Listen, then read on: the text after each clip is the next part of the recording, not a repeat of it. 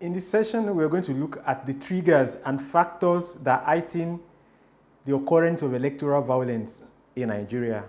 So we are going to basically discuss the reason why State A is relatively peaceful electorally than State B.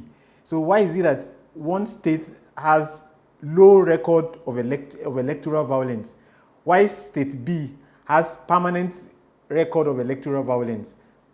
And also we are going to look at 9 states that have been identified of having increased possibility of electoral violence in 2023. Now let's go to some of the factors that heightens the risk of electoral violence.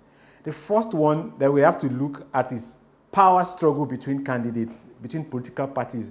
Is these states have a peculiar history of political actors, of dominant political actors? States where we have 2 or 3 dominant political actors, there is a likelihood of increased political violence.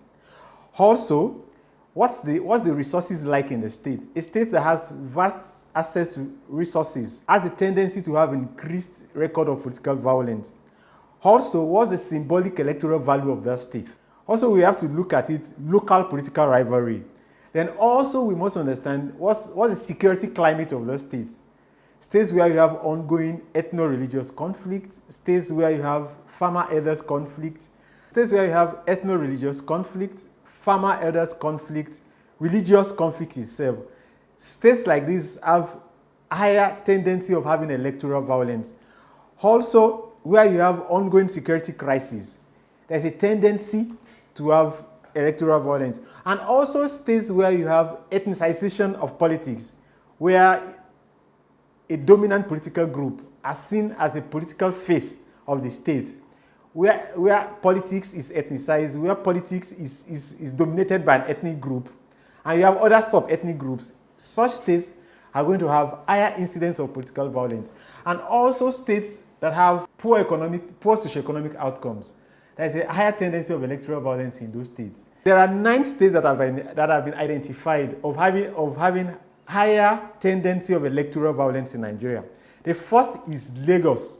The second is Kano. Third is Zamfara. The fourth is Plateau.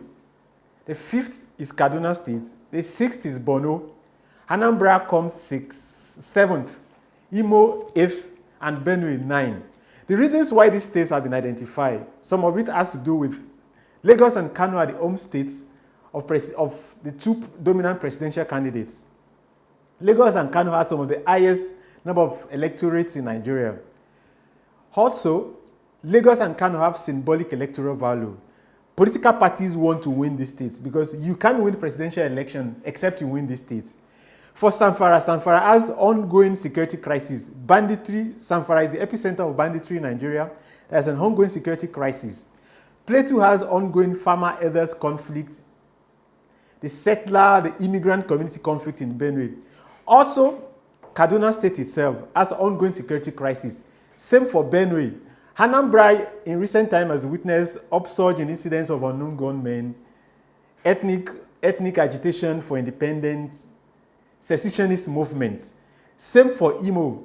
Also, Benue has farmer-elders conflict.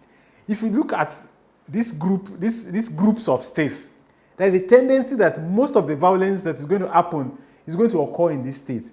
This does not exclude the fact that other states are going to witness incidences of violence. But these states are particularly prone because of some of these identified factors.